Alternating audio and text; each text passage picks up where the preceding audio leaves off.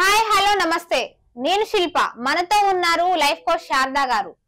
నమస్తే మేడం. నమస్తే. ఆర్థిక సమస్యలు పోవడానికి యాలకులని మాలలా కట్టేసి స్వామి వారికి సమర్పిస్తూ ఉంటారు. అలా సమర్పించడం ఎలా మేడం? అలానే సమర్పించడం వల్ల నిజంగానే ఆర్థిక సమస్యలు పోతూ ఉంటాయా? మంచి క్వశ్చన్ అన్న. ఈ కలియుగంలో డబ్బు అనేది ఒక పెద్ద కలిమిగా మారిపోయింది. డబ్బు ఉంటే ఎటువంటి ప్రాబ్లమ్స్ ఉండదు. ఏదో సినిమాలో అంటారు కదా, కో అంటే కోటి అనే పాట ఉంది కదా, కొండ మీద కోతి కూడా దిగి వస్తుంది అని అంటారు కదా. కానీ చాలా వర్త్ ఇట్ అన్నమాట. ఇప్పుడు ఏదైనా కింగ్ లాగా ఉన్నాడు, వంగి వంగి ఎందుకు దండాలు పెడుతున్నారు అని ఒక సాంగ్ ఉంది చూడు, అమాయకంగా పాడుతుంది శ్రీదేవి కదా. అసలు కింగ్ లాగా ఉన్నందుకు కాదు, వాళ్ళు ఆ కింగ్ దగ్గర ఉన్న డబ్బు కోసం కదా సలాం చేస్తుంది.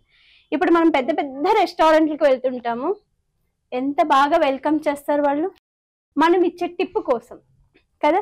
ప్రతిదీ కూడా డబ్బుతోనే జీవితం అనేది ముడిపడి ఉంది. మన పుట్టుక దగ్గర నుంచి చావు వరకు కూడా, మనం పుట్టక ముందు నుంచి డబ్బుతోనే మన జీవితం ముడి ఉంది. మనం చనిపోయిన తర్వాత కూడా డబ్బుతోనే మన జీవితం అనేది ముడిపడి ఉంది.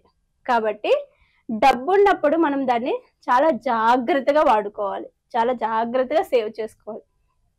ఎంతో మంది డబ్బు మీద ఒక మంచి అవగాహన ఉంటుంది. పెద్ద పెద్ద కోటీశ్వర్లు ఉన్నారు, పెద్ద పెద్ద సెలబ్రిటీస్ ఉన్నారు.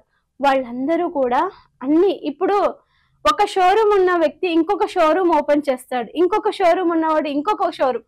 ఒక మనిషికి ఒక షోరూమ్ ఉంటే సరిపోదా? బ్రాంచులుగా ఎందుకు డెవలప్ చేస్తూ ఉంటారు? ఎందుకు అంటే వాళ్లకు డబ్బు మీద ఉన్నటువంటి ఎఫెక్షన్ కాదు, వాళ్ళు పని చేస్తూ వెళ్తూ ఉంటారు. ఆ పని ద్వారా వాళ్ళ వచ్చే డబ్బుని బ్రాంచుల రూపంలో అనేకమైనటువంటి సంపదని వాళ్ళు క్రియేట్ చేసుకుంటూ ఉంటారు. అలా ప్రతి ఒక్కరు కూడా డబ్బును అట్రాక్ట్ చెయ్యాలి. మనము డబ్బుతోటి మనం మమేకమై ఉన్నాం కాబట్టి మనకు భగవంతుడు కూడా మనకు డబ్బుని ప్రసాదించాలి, మనకి రావాలి అంటే చాలా టెక్నిక్స్ ఉన్నాయి. చాలా మంది చాలా చాలా చాలా కష్టపడుతుంటారు, వాళ్ళకి మార్గాలు కనిపించవు. ఎవరైతే ఇంకా నా వల్ల కాదు, ఈ డబ్బు సమస్య నాకు తీరిపోతే హ్యాపీగా ఉంటుంది అని ఎవరికైనా అనిపిస్తే గనక, మనం రోజు పూజలు చేస్తూ ఉంటాము, వ్రతాలు చేస్తుంటాం. ఇప్పుడు పెద్ద పెద్ద హోమాలు చూడండి, ఆ హోమాల్లో మనం ఎన్నో సుగంధ ద్రవ్యాలు వేస్తూ ఉంటాం, భగవంతునికి సమర్పిస్తూ ఉంటాం. సుగంధ ద్రవ్యాలతోటే హోమంలో మనం అన్ని వేస్తుంటాం. ఎంతో కాస్ట్లీ ఐటమ్, పట్టు చీరలతో సహా హోమంలో భగవంతుడికి సమర్పించుకుంటాం. అయ్యవారికి అమ్మవారికి నూతన వస్త్రాలు కూడా సమర్పించుకుంటాం. మనం ఎన్నో మంగళకరమైనటువంటి పదార్థాలను కూడా హోమంలో మనం భగవంతునికి సమర్పిస్తాం. అలానే మనకి ఏ బాధలున్నా, ఏ కష్టాలు ఉన్నా కూడా ఆర్థిక పరమైన ఇబ్బందులు మాత్రం ఎవ్వరికీ ఉండకూడదు. ఎందుకు అంటే డబ్బు లేకపోతే మనల్ని కుక్కకైనా మర్యాదిస్తారేమో, కుక్క అంటే తక్కువ అని కాదు, మర్యాదిస్తారేమో, కానీ మనుషులకు మాత్రం మర్యాద ఇవ్వరు. ఈ సొసైటీలో నవ్వేడేస్ జీవితం అంతా డబ్బుతోటే ముడిపడి ఉంది. కాబట్టి ఆ డబ్బు ఉన్నప్పుడు మనం జాగ్రత్త చేసుకోవాలి. ఒకవేళ డబ్బు ఆర్థిక పరమైనటువంటి ఇబ్బందులతో చాలా మంది బాధపడుతుంటారు, అలాంటి వాళ్ళకి మంచి మంచి రెమెడీస్ మనం చెప్తాం. అది ఏంటి అంటే, మనకు అన్ని దేవుళ్లకు ఇలాచి మాల సమర్పిస్తుంటాం. శుక్రవారం అనుకోండి, ఫ్రైడే, ఈరోజు ఫ్రైడే అనుకోండి, లక్ష్మీ పరమైనటువంటి మనకి ఇబ్బందులు ఉన్నాయి, ఇలాచీలు మన ఇంట్లో ప్రతి ఒక్కరికి దొరుకుతాయి. మంచి ఇలాచీలు గ్రీన్ కలర్ లో ఉన్న ఇలా, మహాలక్ష్మీదేవికి గ్రీన్ కలర్ అంటే చాలా చాలా ఇష్టం. ఆమె ఒక పట్టు చీర కట్టుకున్నా కూడా గ్రీన్ కలర్ అంటేనే చాలా ఇష్టపడుతుంది. పింక్ గ్రీన్ అంటే అమ్మవారికి చాలా చాలా ఇష్టం. అలాంటి గ్రీన్ కలర్ మంచి మంచి పెద్ద పెద్ద ఇలాచీల్ని తీసుకొని, పూజ కోసం మాత్రం సపరేట్ గా తీసుకోండి ఇలాచీలు. ఆ ఇలాచీని తీసుకొని మీరు ఒక 10 నిమిషాలు వాటర్ లో వేసేయాలి. ఎందుకంటే ఇది డ్రై అయిపోయి ఉంటుంది కదా, మనం దీన్ని గుచ్చి మాల తయారు చేయాలంటే విడిపోతూ ఉంటాయి. అలా విడిపోకోకుండా ఉండాలి అంటే వీటిని ఒక 10 నిమిషాలు మనము నానవేయాలి. నానవేసిన తర్వాత సూది దారం తీసుకొని, స్తోమత ఉన్న వాళ్ళు 108 ఇలాచీలను తెచ్చుకోండి. స్తోమత లేదు, మాకు కొంచెము ఇబ్బందిగా ఉంది, అన్ని కొనలేము అనేవాళ్ళు ఎవరైనా ఉంటే ఒక 21 ఇలాచీలను తెచ్చుకొని వీటిని మాలగా తీసుకొని ప్రతి శుక్రవారం మీ యథాశక్తి అమ్మవారికి పూజ చేసుకొని, మీ సంకల్పం ఏముందో ఆ సంకల్పం చెప్పుకుంటూ ఆ ఇలాచీ మాలని అమ్మవారికి పెట్టండి. ప్రతి వారము పెట్టండి. అదేమి కోట్లు కాదు, లక్షలు కాదు, వేళ్ళు కాదు కదా. 21 ఇలాచీలన్నా మనకు 21 రూపాయి అనుకుందాం. రూపాయికి ఒక ఇలాచీ దొరికినా కూడా 21 రూపాయలతోటే మనకు ఒక పూజ అనేది జరుగుతుంది. మనం ఏది ఇవ్వండి మనకి ఏవి రావు కదా.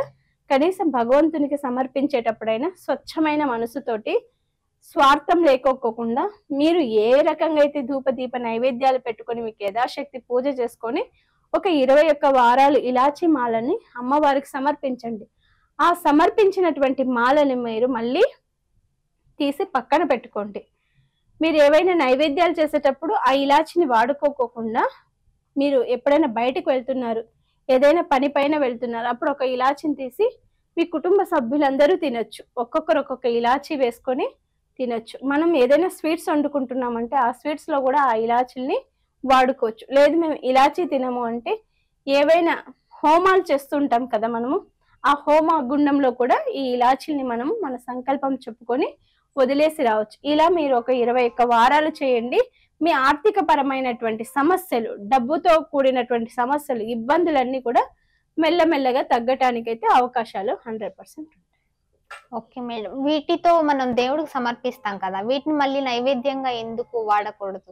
ఇప్పుడు భగవంతునికి సమర్పించేస్తాం, మళ్ళీ మనం నైవేద్యంలో వాడకూడదు కదా. భగవంతునికి సమర్పించిందే భగవంతునికి మనం ఎప్పుడు సమర్పించకూడదు. భగవంతునికి సమర్పించింది ఏదైనా కానీ మనం ప్రసాదంగా స్వీకరించాలి, అంతే.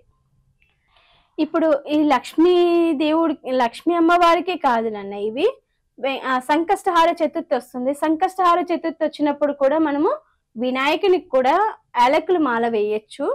పిల్లలు చదువు కోసము, లక్ష్మీ పరమైనటువంటి ఆర్థిక ఇబ్బందుల కోసం కూడా ఇలాచి మాలని మనము గణేష్ కి వేయచ్చు.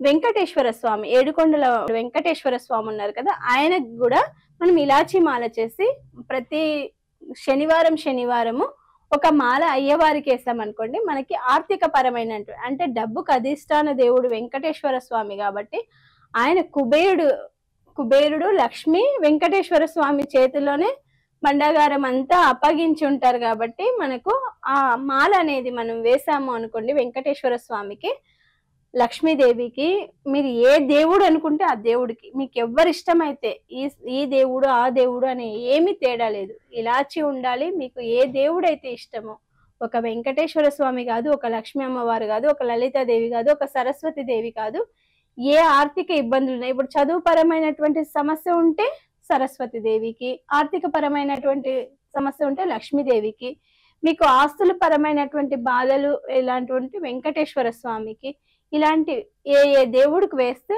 ఆ సంకల్పం అనేది నెరవేరుతూ ఉంటుంది.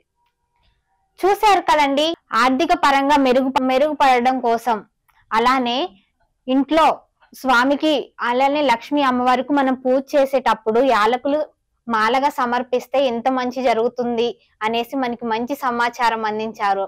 Thank you so much madam.